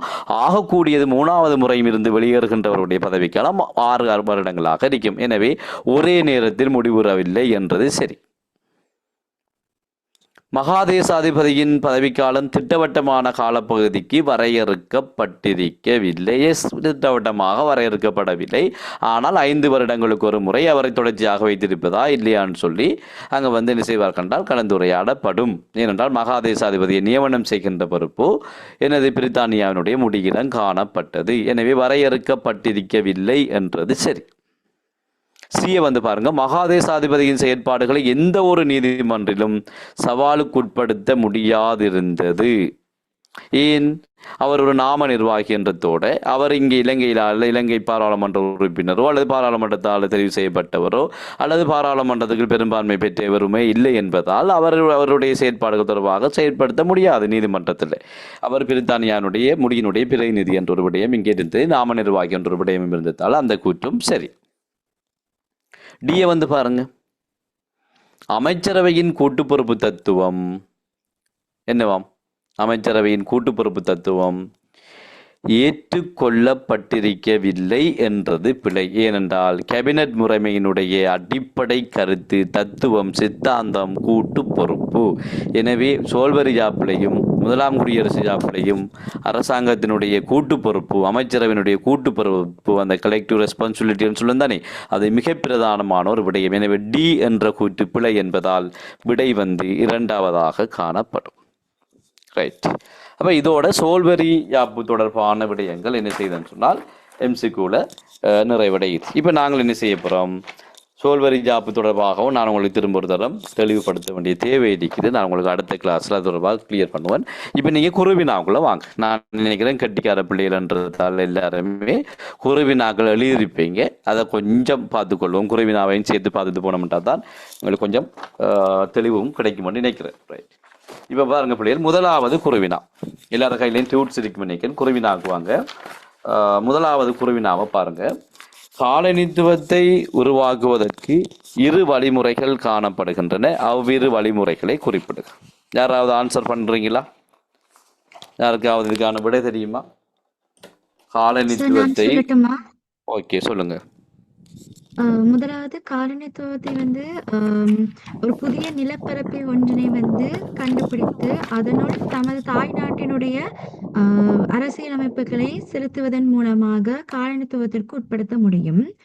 அதுக்கப்புறம் ஏற்கனவே ஒரு அரசாக காணப்படும் ஒரு பிரதேசத்தை உடன்படிக்கை மூலமாகவோ அல்லது யுத்தத்தின் மூலமாகவோ அதனை கைப்பற்றி அவற்றுள் தனது தாய் நாட்டின் செயற்பாடுகளை திணித்தல் காலனித்துவத்தின் மூலம் செயற்பட முடியும். Okay, very good. எப்படியே எழுதுனீங்கன்னு சொன்னா சரி. இதை தவிர வேறு வகையில் விட எழுதலாமா, இப்படி எழுதுனா இதுக்கு மார்க்ஸ் போடுவாங்களான்னு சொல்லி நினைக்கிற மாணவர்கள் இருந்தால் கேளுங்க. இதுக்கு வேறு வகையில் மேத்ரா சொல்கிற விட எழுதுனா சரி. இதை தவிர இவ்வளவு விட எழுதணுமா சார், இதுக்கு இவ்வளவு எழுதணுமா, கஷ்டமாக இருக்குமே, இதை சுருக்கமாக எழுத இல்லாதா, அப்படி எதுவும் டவுட்ஸ் இருக்குதா உங்கள்கிட்ட யார்ட்டையாவது? ரைட். எப்படி அப்போ சொல்லுங்க பாப்போம். நீங்கள் சொல்கிற சுருக்கத்தை பார்ப்போம். நீங்க சொல்ற சுருக்கத்தை பாப்போம் சொல்லுங்கள்ல.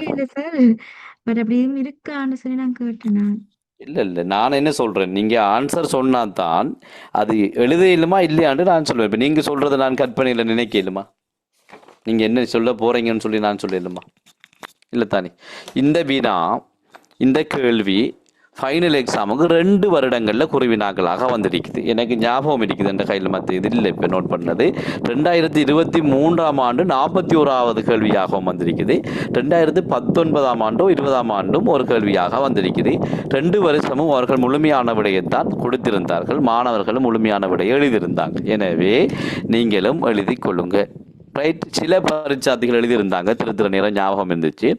எப்படி எழுதியிருந்தாங்க, எப்படி முதலாவது கேள்வி இருந்தாங்க புதிய பிரதேசத்தில் உருவாக்குறது, 2வது இராணுவ படத்தின் மூலமாக உருவாக்குறது. சிலாக்கள் இருந்தாங்க ஒப்பந்தத்தின் மூலமாக உருவாக்குறது, யுத்தத்தின் மூலமாக உருவாக்குறது. இப்படி எல்லாம் எழுதினால் அது விடை அல்ல. இப்போ மேத்ரா சொன்ன மாதிரி வடிவாக சொல்லிக்கொள்ளணும். எழுதாதார்கள் எழுதி கொள்ளுங்க. பாஸ் பேப்பர்லையும் இதுக்கான ஆன்சர் இருக்கும். எப்படி எழுதுறது? ஏதாவது அரசொன்றில் வாழ்கின்ற மக்கள் புதியதொரு பிரதேசத்தை அல்லது பகுதியை கண்டுபிடித்து அங்கு தங்களுடைய தாய்நாட்டினுடைய மக்களை குடியேற்றி தமது ஆட்சியின் கீழ் கொண்டு வருவது. இது முதலாவது விஷயம். இது நாங்களே ஒரு காணியை புதுசாக வாங்கி நாங்களே வீடு கட்டி நாங்களே போய் எங்களுக்கு விரும்பின மாதிரி வாழ்றதை குறிக்குது. ரைட். 2வது வழிமுறை அப்படி இல்லை. ஏற்கனவே மக்கள் அரசாக ஒழுங்கமைந்திருக்கின்ற ஒரு பிரதேசத்தை அல்லது அரசினை அல்லது ஆட்புலத்தினை எப்படின்னு சொல்லலாம். ஒன்று உடன்படிக்கை வாயிலாக அல்லது யுத்த நடவடிக்கை வாயிலாக அல்லது 2 வழிமுறைகளையும் பின்பற்றி நீங்கள் ஏதாவது ஒன்றையும் சொன்னீங்கன்னா சரி. உடன்படிக்கையோ அல்லது இராணுவ பலத்தின் வாயிலமாகவோ அல்லது யுத்தத்தின் வாயிலாகவோ கைப்பற்றி அங்கு நம்மளுடைய ஆதிக்கத்தை நிலைநிறுத்துவது என்ற ஆன்சர் எழுதி கொள்ளணும். இதுக்கு நீங்கள் வேறு ஷார்ட் ஆன்சர் எதுவும் எழுத முடியாது. அப்படி எழுதுனீங்கன்னு சொன்னால் புள்ளிகள் இழக்க வேண்டி நேரும். நான் அதுக்கு புள்ளி போட மாட்டேன். ஏன்னு சொன்னால் இப்போ 2 பேர் பேப்பர் வருதுன்னு வைக்கிறேன். இப்போ முதலாவது மேத்ரா சொன்ன விட எழுதியிருக்குது ஒரு பரிச்சாத்தி, நான் அதுக்கு 2 புள்ளி போடுறேன். 2வது சுருக்கமாக ஒரு புள்ளி எழுதினா நான் மார்க்ஸ் போடலாமா என்ற மனசாட்சி அப்படி அதுக்கு மேத்ரா எழுதினதுக்கு 2 புள்ளிகளை போட்டு அறகுறையாக எழுதினதுக்கும் 2 புள்ளிகள் போடுறது சரியா? சொல்லுங்க பாப்போம். நீங்களே சொல்லுங்க பிள்ளைகள், அப்படி போடுறது நல்லம்மா?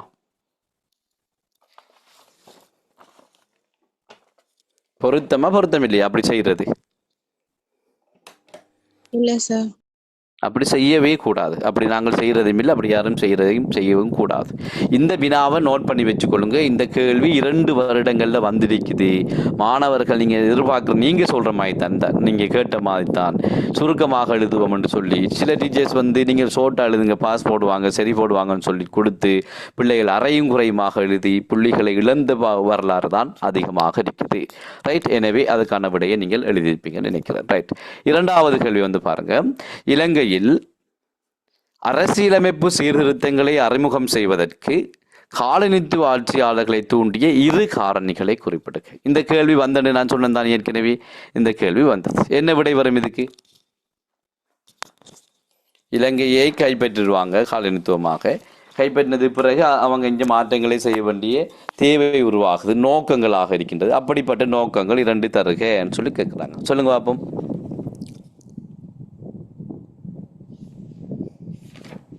சொல்லுங்களேன் பிள்ளையர், என்ன விடை? நான் உங்களுக்கு நேற்று படிப்பிக்கும் போது இந்த விஷயம் சொல்லி தந்தேனே, காலனித்துவ ஆட்சியாளர்களை தூண்டிய விடயங்கள் சொல்லி. இலங்கை பொருளாதாரம் பற்றி பிரித்தானிய பாராளுமன்றத்துல பேசுவதாக காணப்பட்டுச்சு. வேற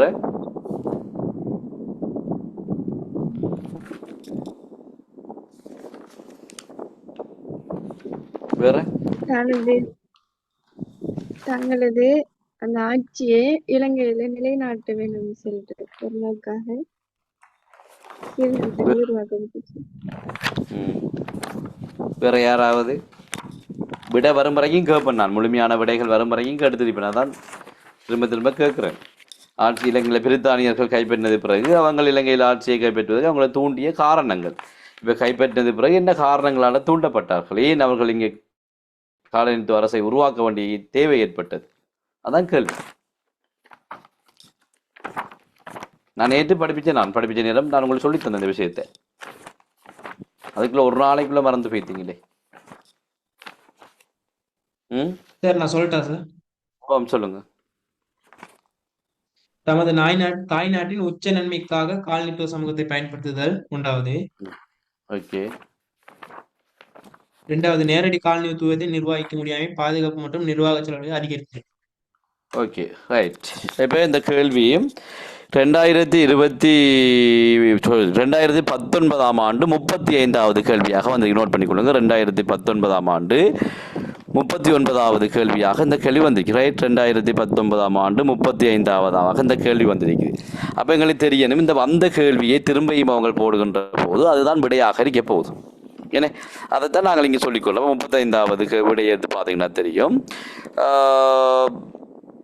நீங்கள் சொன்னதுதான், தாய்நாட்டு அரசனுடைய ஆதிக்கத்துக்கு உட்படுத்தி புதிய அரசனுடைய உருவாக்குறது. அதே மாதிரி அது முதலாவது கேள்வியா? அடுத்த அந்த முதலாவது கேள்வி தான் 2019 ஆண்டு 35வது கேள்வியாக வந்திருக்கு. என்னது? காலனித்துவத்தை உருவாக்குவதற்கான வழிமுறை.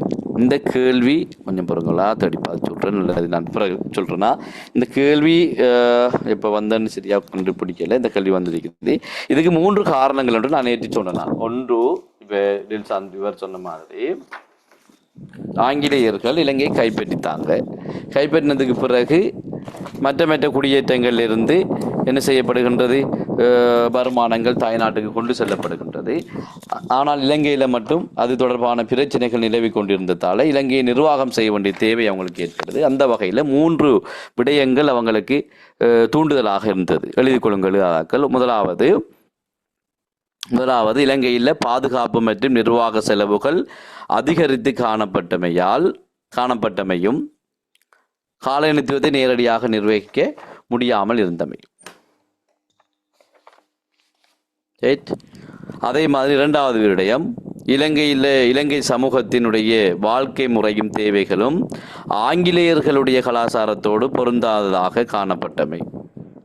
மூன்றாவது, தமது தாய்நாட்டினுடைய உச்ச நன்மைக்காக காலனித்துவ சமூகத்தை பயன்படுத்துதல். இப்படியான 3 பிரதான நோக்கங்களைத்தான் இவர்கள் அந்த தூண்டிய காரணிகளாக அடையாளப்படுத்துகின்றார்கள். ரைட், பாஸ் பேப்பரை கொஞ்சம் பார்த்து கண்டுபிடிக்கணும் பிள்ளைகள், அப்படியே பேப்பரை வச்சு கொண்டு இருக்கிறது இல்லை. அடுத்த கேள்வி பாருங்க, பின்வரும் விடயங்கள் தொடர்பாக கோல்புரை கேமரன் ஆணைக்குழுவினால் முன்வைக்கப்பட்ட பரிந்துரைகளில் ஒவ்வொன்றை குறிப்பிடுக. பின்வரும் விடயங்கள் தொடர்பாக கோல்புரை கேமரன் ஆணைக்குழுவினர் சொல்லுங்க பாப்போம். இது இலகுவான ஒரு கேள்வி.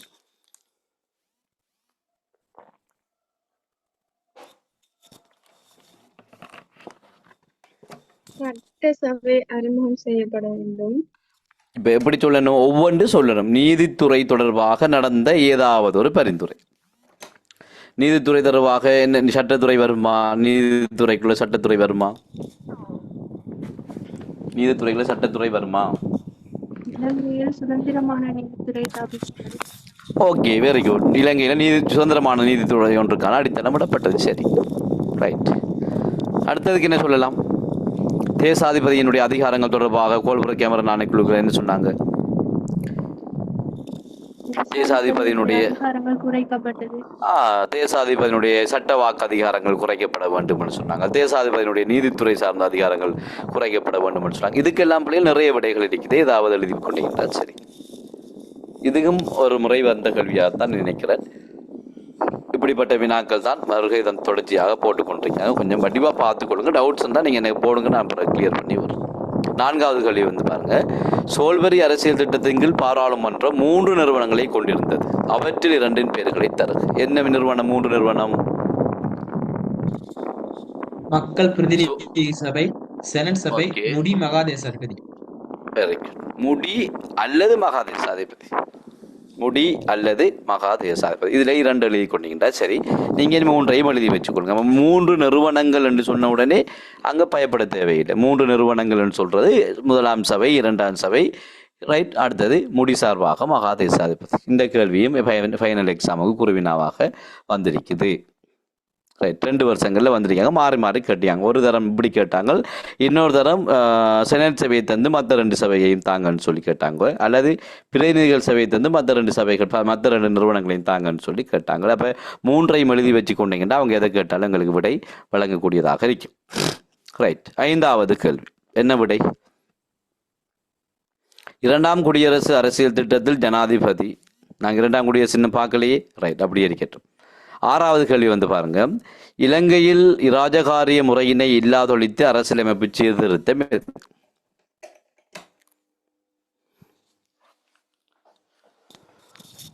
கோல்புரை கேமரன். ஓகே, கோல்புரை கேமரன் அரசியல் சீர்திருத்தம் என்று எழுதினீங்கன்னா சரி. ரைட், காலனித்துவ இலங்கையின் சட்டசபைக்கு முதலில் உறுப்பினர்களை தேர்ந்தெடுக்கும் தத்துவத்தை அறிமுகம் செய்த அரசியல் அமைப்பு சீர்திருத்தம் எது? அதாவது முதலாக உறுப்பினர்களை வாக்களிப்பு மூலமாக உள்வாங்கின அரசியலமைப்பு சீர்திருத்தம் குறுமக்களம் அரசியல் சீர்திருத்தம், வரையறுக்கப்பட்ட வாக்குரிமை. அப்ப என்ன விட வரும்? குறுமக்களம் அரசியல் சீர்திருத்தம் என்ற விட வரும். ரைட், 7வது கேள்விக்கு சொல்லுங்க பாப்போம் தெரிஞ்சாக்கள். சிறுபான்மை சமூகங்களின் நலன்களை பாதுகாக்க டொனமூர் அரசியலமைப்பு மேற்கொண்ட நடவடிக்கைகள் 2 தருக. பொது சேவை நிதி சேவை ஆணைக்குழு. ஓகே, வேற?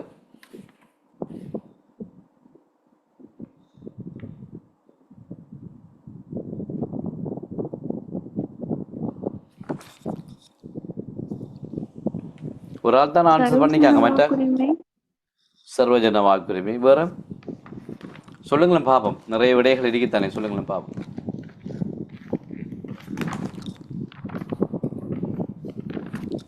யோசிக்க கூட அப்படி இல்லை. இதெல்லாம் நீங்க படிச்சிருப்பீங்க. யோசிக்க கூட குயிக்கா சொல்லணும் இதுக்கான விடையெல்லாம்.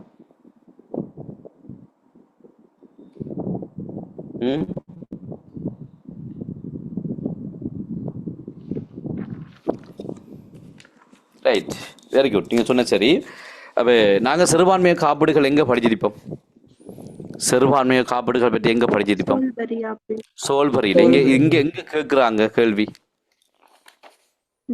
கேள்வி டொனமூர்ல கேட்காங்க. அப்ப நாங்க மாறி எழுதணும் விடை என்ற ஒரு கோணத்துல கேட்குறாங்க. நாங்க நீங்க சொல்றதுக்கெல்லாம் குழம்ப மாட்டோம் என்ற அடிப்படையில் எழுதணும். இப்போ டொனமூர்ல சிறுபான்மையினரை பாதுகாப்பதற்கு அல்ல சிறுபான்மையினருக்கு வாய்ப்பை வழங்குவதற்கு நலன்களை வழங்குவதற்கு இருந்த சிபாரிசுகளை ஏதாவது ரெண்டு எழுதி கொள்றேன். இந்த கேள்வி புள்ளியில் 2024 ஆண்டு 44வது கேள்வியாக வந்திருக்கு. நோட் பண்ணிக்கொள்ளுங்க. 2024 ஆண்டு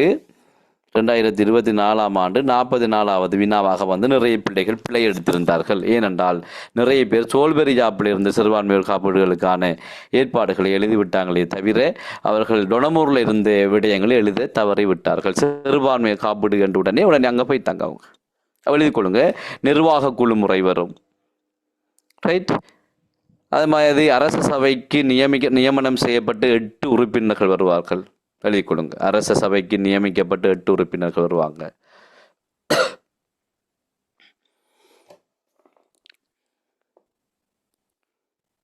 அதே மாதிரி தேசாதிபதியிடம் காணப்பட்ட மறுப்பானை அதிகாரம் வரும். தேசாதிபதியிடம் காணப்பட்ட மறுப்பானை அதிகாரம் வரும். அது எப்படின்னு சொல்லி கேட்குறீங்களா? அதாவது சிறுபான்மை சமூகத்துக்கோ அல்லது சிறுபான்மை மதத்தவர்களுடைய உரிமைகளை மீறுகின்ற வகையிலேயோ டொனமூரினுடைய அரச சபையில் மசோதாக்கள் கொண்டு வரப்பட்டால் பெரும்பான்மை சமூகத்தினரான தேசாதிபதி அதனை என்ன செய்யலாம்? மறுத்து விடலாம். அந்த அதிகாரத்தை மறுப்பானை அதிகாரம் என்று சொல்லுகின்றோம். அப்போ தேசாதிபதி கிட்ட காணப்பட்ட மறுப்பானை அதிகாரமும் இதுக்கான ஆன்சராக வரப்போகின்றது. ரைட். இந்த விடைகளை நோட் பண்ணி வச்சுக்கொள்ளுங்க. கேள்விக்குத்தான் விடை எழுதணுமே தவிர எங்களுக்கு தெரிந்த விடைகள் எல்லாம் என்னது அவங்க கேட்குற கேள்விக்கான விடை அல்ல. அவர்கள் கேட்குற கேள்விக்கான விடையை தான் நாங்கள் என்ன செய்யணும்? எழுதிட்டு போகிறதுக்கு பழகி கொள்ளணும். ரைட். அடுத்த கேள்வி வந்து பாருங்கள். வினா இலக்கம் 8. அது நாங்கள் பார்க்குறல 9வது வினாவை பாருங்கள். 1815 முதல் இலங்கையை தமது ஆட்சியங்கள் முழுமையாக கொண்டு வந்த ஐரோப்பிய நாட்டவரின் பெயரினையும் 1505 தொடக்கம் 1658 வரையான காலப்பகுதியில் காலனித்துவத்துக்கு உட்படுத்திய நாட்டவரை முறையே குறிப்பிடுக. அப்போ முதலாவது கோட்டில் என்ன எழுதணும்? நீங்கள் 1815 முதல் இலங்கையை கட்டுப்பாட்டுக்கு வச்சிருந்தார்கள் யாருன்னு சொல்லி எழுதணும். ஐரோப்பிய நாட்டவர் பேர் என்ன? 1815 முதல் இலங்கையை தமது ஆதிக்கத்தின் கீழ் வைத்திருந்தவர் ஆங்கிலேயர்கள், பிரித்தானியர்கள். 2வது கோட்டில் என்ன எழுதணும்? 1505 தொடக்கம் 1658 வரைக்கும் போர்த்துகீசர்கள் என்று எழுதணும். அவங்க அதை மாறி கேட்டிருக்காங்க கேள்வி. பார்த்தீங்கன்னா எங்களுக்கு போர்த்துகீசர், ஒல்லாந்தர், ஆங்கிலேயர் இப்படி தானே நாங்கள் படமாக்கி வச்சுருப்போம். இவர் மாறி ரிட்டர்ன் பண்ணி கேட்குறாங்க, ரிவர்ஸில் கேட்குறாங்க. இவங்க எப்படி கேட்டாலுமே நாங்கள் அவங்க கேட்குறதுக்கு விடையே சரியாக வழங்கி விட்டால் சரி. ரைட். 10வது வினாவை பாருங்க. வெஸ்ட்மின்ஸ்டர் மாதிரியினை அடிப்படையாக கொண்ட சுதந்திர இலங்கையின் 2 அரசியலமைப்புகளின் பெயர்களை தருக. ஒன்று சோல்பரி அரசியலமைப்பு, 2வது 1972 முதலாம் குடியரசு அரசியலமைப்பு. அடுத்தது 12வது கேள்வி நீங்கள் எழுதலாம் நினைக்கிறேன். 11 எழுதி எழுதாது. சோல்பரி அரசியலமைப்பில் சுயாதீன அரச சேவை ஆணைக்குழு ஒன்றை தாபிப்பதற்கு பிரதானமாக 2 காரணங்கள் காணப்பட்டன. அப்படி என்றால் அரச சேவை ஆணைக்குழு ஒன்று இங்கே எதை சொல்றாங்க? பொது சேவைகள் ஆணைக்குழுவை சொல்றாங்க. அப்ப பொது சேவை ஆணைக்குழுவை உருவாக்குவதற்கு பிரதானமாக 2 நோக்கங்கள் காணப்பட்டன. அந்த 2 நோக்கங்களையும் தருக என்று சொல்கின்றார்கள். யாருக்காவது ஆன்சர் தெரியுமா? சோல்பரி ஜாப்பில் பொது சேவை ஆணைக்குழுவை உருவாக்குறதுக்கு 2 நோக்கங்கள் காணப்படுது.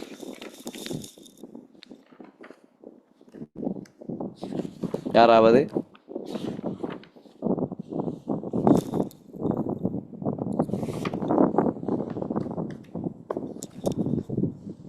ஒருவருக்கும் தெரியாத அப்படி இருக்கான ஆன்சர்?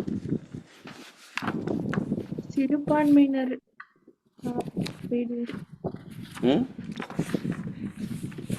விலங்கல்ல. முதலாவது எழுதிக் கொள்ளுங்க. அரச சேவையை அரசியல் தலையீட்டில் இருந்து விடுவித்தல். அரச சேவையை அரசியல் தலையீட்டில் இருந்து விடுவித்தல். 2வது விடை எழுதிக் கொள்ளுங்க. அரச சேவை தொடர்பாக சிறுபான்மை மக்களிடையே நம்பிக்கையை கட்டியெழுப்புதல். முதலாவது அரச சேவையை அரசியல் தலையீட்டில் இருந்து விடுவித்தல். இரண்டாவது எழுதிக் கொள்ளுங்க, அரச சேவை தொடர்பாக சிறுபான்மை மக்களிடையே நம்பிக்கையை கட்டியெழுப்புதல். நீங்கள் படித்தது போதாது, படித்து திரிக்கிறதும் போதாமையாக இருக்கின்றது. நீங்கள் சொல்கின்ற ஆன்சர் அதில் வேகம் எல்லாம் மிக கடும் மோசமான வகையில் இருக்குது. மற்ற பகுதியெல்லாம் படித்து தானே இருந்தீங்க, இந்த பகுதிகள் என்ன கடும் கஷ்டப்படுறீங்க?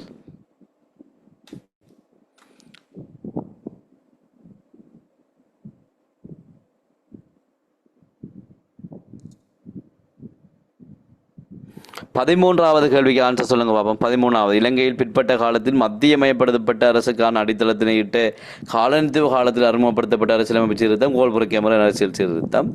இலங்கைக்கு வரையறுக்கப்பட்ட வாக்குரிமையை வழங்கினது 1912 குறுமக்களம் அரசியலமைப்பு சீர்திருத்தம். ரைட். அப்போ அந்த விடைகளையும் உங்களால் எழுதி கொள்ளக்கூடியதாக இருக்கும். மங்கள வார கேள்வி எல்லாம் பெருமளவு 78ஆம் ஆண்டு சம்பந்தப்பட்ட வினாக்களாகத்தான் காணப்படுகின்றது. அதே மாதிரி 19வது கேள்வி பாருங்க, சோல்வரி அரசியலமைப்பின் இலங்கை பாராளுமன்றம் 3 நிறுவனங்களை கொண்டிருந்தது. அவற்றில் ஒன்று சனப்பிரதிநிதிகள் சபை, ஏனைய 2 நிறுவனங்களையும் தருக. அப்போ என்ன விட வரும் 19வதுக்கு?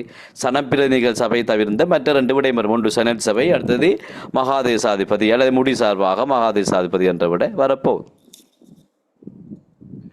20வது கேள்வி பாருங்க பிள்ளைகள், சோல்வரி அரசியலமைப்பு இலங்கைக்கு ஓரங்க சட்டசபையினையா அல்லது ஈரங்க சட்டசபையினையா அறிமுகம் செஞ்சது? என்ன விடை வரும்? ஈரங்க சட்டசபை என்று எழுதணும். இலங்கைக்கு வீதாசார பிரதிநிதித்துவ முறையினை அறிமுகம் செய்த யாப்பு 1978. 21வது கேள்வி பாருங்க, சுதந்திரத்துக்கு பின்னரான இலங்கையில் குடியுரிமை அல்லது பிரஜா உரிமை சட்டத்தினை அறிமுகம் செய்த அரசாங்கம் எது? யாருக்காவது தெரியுமா? குடியுரிமை அல்லது பிரஜா உரிமை என்கின்ற ஒரு சட்டத்தை அறிமுகம் செய்த அரசாங்கம் எது?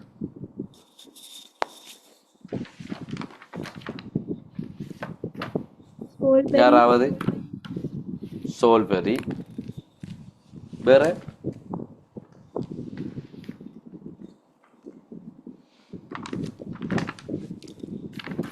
வேற ஏதாவது விடைகள் இருக்குதா?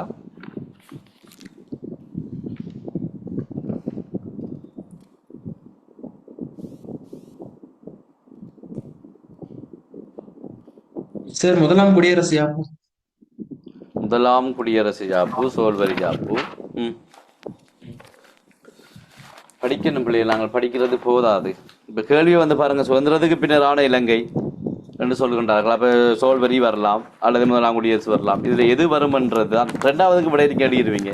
உங்களுக்கு இப்பெல்லாம் வருகின்ற வினாக்கள் பெருமளவு இப்படிப்பட்ட ஒரு சில வினாக்களாகத்தான் உருவாக்கப்படுகின்றது. எனவே இப்படியான வினாக்களுக்கு நாங்கள் அக்யூரேட்டாக மட்டும்தான் ஆன்சரை என்ன செய்யலாம்டா எழுதக்கூடியதாக இருக்கும். நாங்கள் அதில் அலட்டி கொண்டு போனோம்னு சொன்னால் ஒன்றுமே செய்யலாது. நிறைய வினாக்கள் பேப்பர் செலுத்தி கொண்டு போகிற நேரங்களில் பிள்ளைகள் சில நேரங்களில் சரியான விடை எழுதி கொண்டு வந்துட்டு சில நேரங்களில் அப்படி பொருத்தமே இல்லாத விடைகள் எழுதி கொண்டு போவாங்க. சட்டம் அப்படியான சில விடயங்கள் வருகின்ற போது பிள்ளைகளுக்கு ஆன்சர் பண்ணுறது கடும் ஒரு சவாலான நிலையாக மாற்றமடைஞ்சு கொண்டு போகும். சரி, அப்போ இந்த கேள்வியை இப்படி வார நேரம் பிரஜா உரிமை சட்டத்தினை அறிமுகம் செய்து அரசாங்கம் எது என்றுதான் கேள்வி. கேள்வி என்ன? அரசாங்கம் எது? வேற அரசியல் அமைப்பு கேட்டிருக்காங்களா? கேள்வியை அரசாங்கம் வந்து கேட்டிருக்காங்களா? இந்த கேள்வியை ஒரு வாசிச்சு பாருங்க.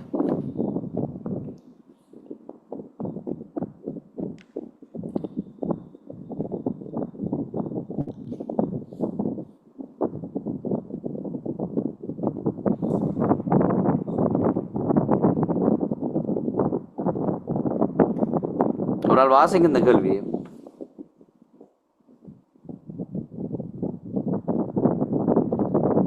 சுதந்திரத்துக்கு பின்னரான இலங்கையில் குடியுரிமை பிரஜா உரிமை சட்டத்தினை அறிமுகம் செய்த அரசாங்கம் எது? ரைட், நோட் பண்ணிக்கொள்ளுங்க. 2022ஆம் ஆண்டு 49வது கேள்வியாக இந்த கேள்வி வந்திருக்கு. 2022ஆம் ஆண்டு 49வது கேள்வியாக வந்திருக்குது. நான் ஏன் இதை உங்களுக்கு உழவு நேரத்துக்கு நான் இந்த நேரத்தை தாரேன்னு சொன்னால், நீங்கள் அரசியல் அமைப்பு என்று சொல்லல விட சொல்றீங்க. கேள்வி அரசாங்கம் எது என்று தானே. ஆமா இல்லையா? கேள்வி என்ன? எந்த அரசாங்கம் இந்த பிரஜா உரிமை சட்டத்தை அறிமுகம் செஞ்சது? இப்போ சோல்வரி காலப்பகுதியில் இருந்த அரசாங்கம் என்று சொன்னீங்கன்னா பிள்ளை. எந்த அரசாங்கம்? ஐக்கிய தேசிய கட்சியினுடைய அரசாங்கம் என்று எழுதணும், அல்லது டிஎஸ் நாயக்கா தலைமையிலான அரசாங்கம் என்று சொல்லி எழுதணும், அல்லது 1948ஆம் ஆண்டு நடைமுறையில் இருந்த அரசாங்கம் என்று எழுதணும். எழுதிக் கொள்ளுங்க. ரெண்டாவது கேள்வி வந்து பாருங்க, அதில் இலங்கையில் சிங்கள மொழியினை உத்தியோகபூர்வ மொழியாக அறிமுகம் செய்த அரசாங்கம் தான் கேட்குறாங்க. அப்போ அதுக்கு எழுதி கொள்ளுங்க பிள்ளைகள். எப்படி எழுதலாம்? மக்கள் ஐக்கிய முன்னணி அரசாங்கம், மக்கள் ஐக்கிய முன்னணி அரசாங்கம் என்று எழுதணும், அல்லது SWR பண்டாரநாயக்கா தலைமையிலான அரசாங்கம் என்று சொல்லி எழுதணும். ரைட்? இப்படி விடை எழுதினா மட்டும்தான் இதுக்கு பதில் சரியாக இருக்கும். நீங்கள் சோல்வரி ஜாப்னு சொல்லியோ அல்லது முதலாம் குடியரசு ஜாப்னு சொல்லியோ எழுதுகிற நேரம் அந்த விடை வந்து பொருத்தமில்லாமல் போகும். ரைட்? 23வது கேள்விக்கு விட சொல்லுங்க பாப்போம். 23வது கேள்விக்கு பிரித்தானிய பொதுநலவாயத்திலும் இலங்கை டொமினியன் அந்தஸ்தினை பெற்றுக்கொண்டு ஆண்டியது. சொல்லுங்க பாப்போம்.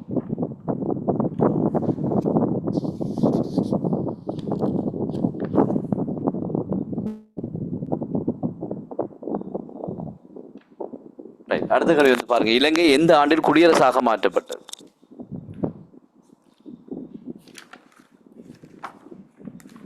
சத்தத்தையே காணலையே. சத்தம் வந்தா தான் எப்படி படிக்கலாம்.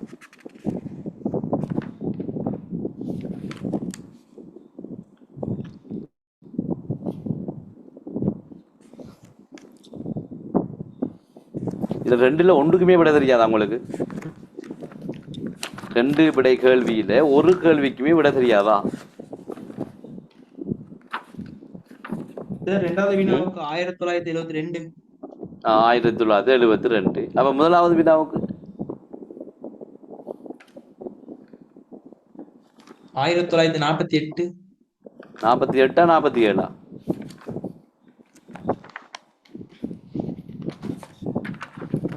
ரைட். 25வதுக்கு விட சொல்லுங்க பாப்போம். ஒரு கேள்வி உங்களுக்கு தந்திருக்கேன் நான். ஒரு கேள்விக்கான விடையை நீங்க சொல்லணும் எனக்கு. 45வதுக்கு எழுதுங்க. ஏன் நான் இதை சொல்றேன்? உங்களுக்கு ஒரு சில விஷயங்களை விடை தெரியாட்டி 2 கேள்வியில குருவினாவில் உடனே செய்யணும், விட்டு போட்டு அடுத்த கேள்விகள் இது போன்று. 25வதுக்கு 24க்கும் 25க்கும் விட சொல்லிடுமா உங்களுக்கு? 24க்கு சொல்லுங்க. மிதுசன் 1931 டொனமூர் அரசியலமைப்பு சீர்திருத்தம் பல்வேறு விமர்சனங்களை கொண்டிருந்தது. டொனமூர் அரசியலமைப்பு சீர்திருத்தத்தில் விமர்சனங்கள் சொல்லுங்க பார்ப்போம்.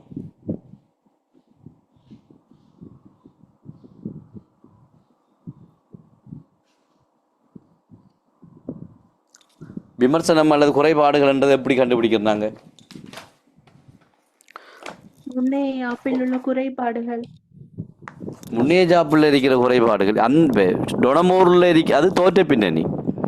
டொனமூர் ஜாப்பினுடைய குறைபாடுன்னு சொன்னால் டொனமூர் ஜாப்பினுடைய சிபாரிசுகள் இருக்கிற குறைபாடுகள். உதாரணமாக அரச சபை என்ற அரச சபை முழுமையான சட்டவாக்க அதிகாரங்களை கொண்டிருக்கவில்லை. அப்படி எழுதணும். நிறைவேற்றுக்குழு முறை என்றால் என்ன எழுதி கொள்ளப்புறம்? நிறைவேற்றுக்குழு முறை என்ற என்ன எழுதப்புறம்? நிர்வாக குழுவினருக்கு வந்து முழுமையான நிர்வாக அதிகாரங்கள் வழங்கப்படவில்லை. வெளிவிவகாரம் பாதுகாப்பு அதிகாரம் எல்லாம் காணப்படலை. அல்லது முக்கியத்துவமற்ற அதிகாரங்கள் வழங்கப்பட்டது. அமைச்சரவை உண்மையான அமைச்சரவையாக காணப்படவில்லை. இப்படி ஒவ்வொரு சிபாரிசிலும் இருக்கிற குறைபாடுகள் செய்யணும், வெளியே கொண்டு போகணும். மறுபாதி அதிகாரம் சொல்லணுமா? தேசாதிபதி என்ற பிரித்தானியனுடைய பிரதிநிதி காணப்பட்ட அது தேசாதிபதி இங்கே வருவோம். தேசாதிபதியிடம் காணப்பட்ட அதிகமான அதிகாரங்கள் வரும். அது வரும். அப்படி எழுதினீங்கன்னா சரி. இந்த டியூட் எல்லாத்துக்கும் இடையே நீங்கள் நாளைக்கு நான் கிளாஸ் செய்கிறதுக்கு இடையில் எழுதிக்கொள்ளணும். இப்போ நான் எதுக்கு ஒரு பேலன்ஸ் 23வதுல முதலாவதுக்கு என்ன மெதுசன் விட 1947 48 பிரித்தானிய பொதுநலவாயத்தினுள் இலங்கை டொமினியன் அந்தஸ்தை பெற்றுக்கொண்ட ஆண்டு எது? 1947ஆம் ஆண்டு. 48 சுதந்திரத்தை அடைகிறோம். ரைட். இப்போ இதோட நான் இன்றைய வகுப்பு நாம் என்ன செய்வோம் என்றால் நிறைவு செய்து கொள்வோம். நிறைய விடயங்களை நீங்கள் தேடி கற்க வேண்டியிருக்குது. நான் நினைக்கிறேன் நீங்கள் சோல்வரி ஜாப்பு முதலாம் குடியரசு ஜாப்புலேயே பிள்ளைகள் இப்படி கஷ்டப்பட்டீங்கன்னு சொன்னால் நாங்கள் 2ஆம் குடியரசு ஜாப்பு தொடர்பாக எத்தனைக்கு வினாக்களை போட்டிருக்கீங்க பார்த்தீங்களா? நீங்கள் இந்த டியூட்ஸை 2ஆம் குடியரசு ஜாப்பு தொடர்பாக எத்தனை வினாக்கள் போடப்பட்டிருக்கேன்னு சொல்லி அத்தனை வினாக்கள்லையும் இருக்கிற விடயங்களை நாங்கள் அலசி ஆராய்ந்து அதில் தெளிவு பெற வேண்டுமாக இருந்தால் நீங்கள் படிக்கணும். ரைட், அந்த விடயங்களை நாங்கள் இந்த செஷனில் பார்த்து முடிக்கக்கூடியதாக இருக்கும். எனவே இன்றைய வகுப்பை நிறைவு செய்து கொள்வோம். அனைவருக்கும் நன்றி. எதுவும் டவுட்ஸ் இருந்தால் நீங்கள் பிறகு கேட்டுக்கொள்ளுங்கள். ரைட், குட் நைட் பிள்ளைகள். ஓகே.